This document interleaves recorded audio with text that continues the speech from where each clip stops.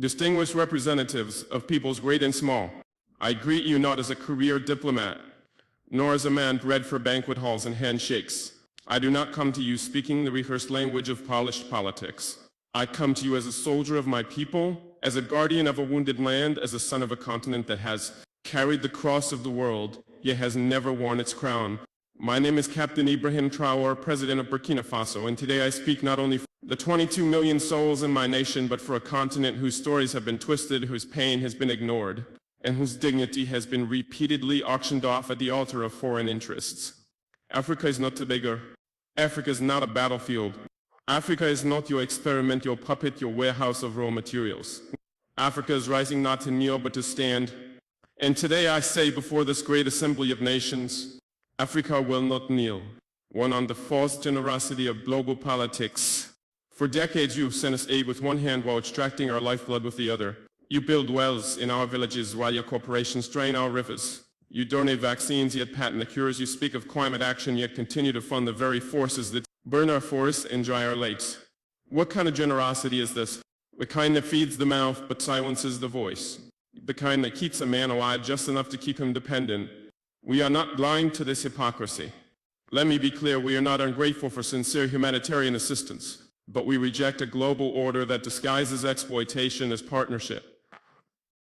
We reject financial institutions that lend with one hand and steal sovereignty with the other. Africa no longer wants charity. We want justice. We want control over our own destinies. Too on the chains of colonialism and its modern descendants. Our wounds did not begin with us. They were inherited legacies of an empire-building madness that saw us not as humans, but chiefs as cargo labor tools. My ancestors were not consulted when maps were drawn with rulers and compasses in Berlin. The borders of Burkina Faso, like those of many African nations, were not carved by our ancestors, but by men who had never stepped foot on our soil, who knew nothing about languages, our tribes, or our spirits. Today, colonialism has a new face. It wears suits, it hosts forums, it signs contracts in Geneva and Paris and Washington. But it still takes without consent, it still dictates instead of dialogues, it still silences instead of listening.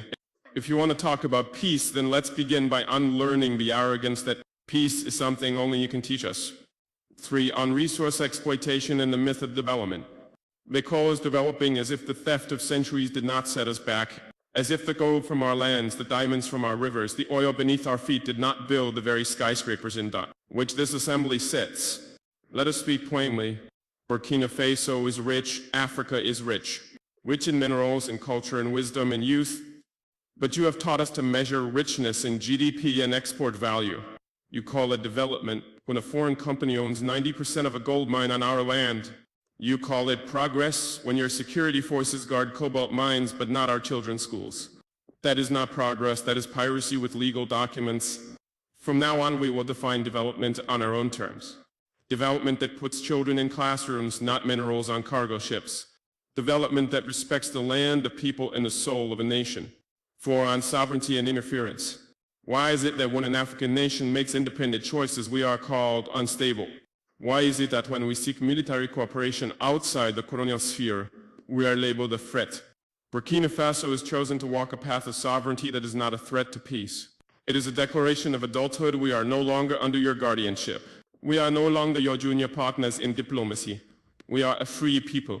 If a nation chooses partners that respect it rather than exploit it, that is not rebellion. That is wisdom.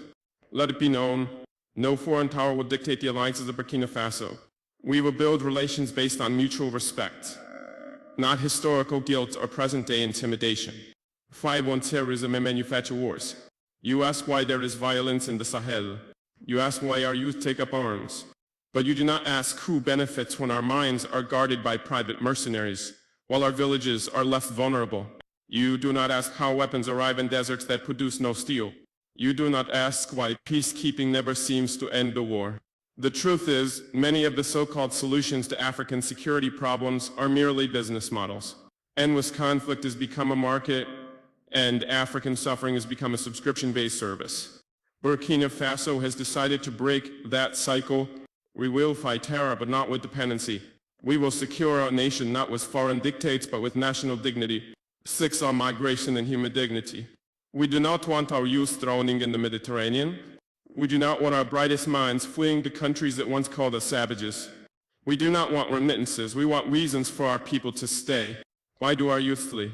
Not because we lack beauty, but because we are made to lack opportunity. Not because we hate our land, but because our land is treated as someone else's property. Migration is not a crisis, it is a symptom of wars we did not start, of loans we did not need, of a world order that tells our youth their only value lies outside their own homes. The solution is not border fences.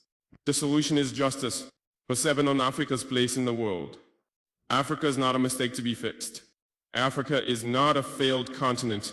Africa is the womb of the world, the cradle of civilization, the keeper of tomorrow's hope. We have been made invisible in global decisions that affect us deeply. At the UN Security Council, Africa with 54 sovereign nations has no permanent seat. What justice is this? You call it balance? We call it betrayal. You speak of democracy, yet uphold a global structure where the powerful few veto the dreams of the many. We will no longer whisper in rooms where we deserve to speak with full voice. Aid on faith and spiritual dignity. We are a spiritual people. Before your cathedrals, our ancestors sang to the sky. Before your missionaries, we knew the language of the rivers and the laws of the sacred forest. Christianity came, Islam came, and we received them not as slaves but as seekers. But now we ask, will the church and the mosque stand with us, truly with us, when all people are displaced by greed, mosque as globalization? Will your pulpits echo our cries or only repeat the songs of the powerful? Faith, too, must be decolonized. It must walk with the poor, not the privileged. 9, on unity among African nations. This is not a speech from one country. This is the stirring of a continent. You see Mali, Niger, and Burkina Faso forming a new bond. You fear our unity. Why? Because it threatens the myth that Africa can only rise under your supervision. We are uniting not to wage war, but to wage dignity. To pool our courage, to share strength. To protect each other when the world turns its back. Pan-Africanism is not a dream. It is our lifeline. And we will build it stone by stone, heart by heart, with or without your approval. 10, to the youth of Africa. To the young boy selling oranges by the roadside.